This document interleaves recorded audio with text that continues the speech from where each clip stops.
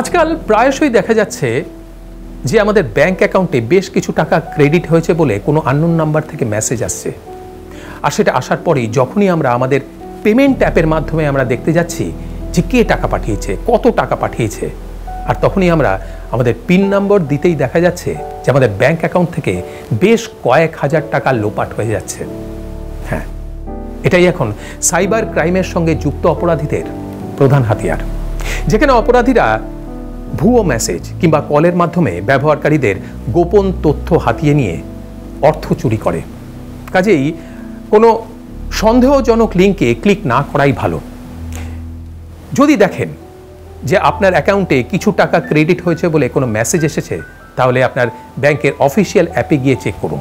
আর যদি আপনি ইতিমধ্যে প্রতারিত হয়ে থাকেন, তাহলে আপনার পেমেন্ট অ্যাপ বা ব্যাংকে ফোন করে ইমিডিয়েটলি ট্রানজ্যাকশন ব্লক করুন।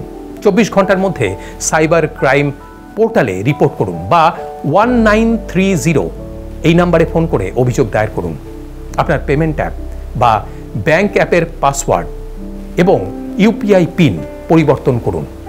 যদি আপনি ভুলবশত কোনো স্ক্যাম অ্যাপ ডাউনলোড করে থাকেন, তাহলে সঙ্গে সঙ্গে সেটা মুছে ফেলুন এবং আপনার ফোনটা স্ক্যান করুন।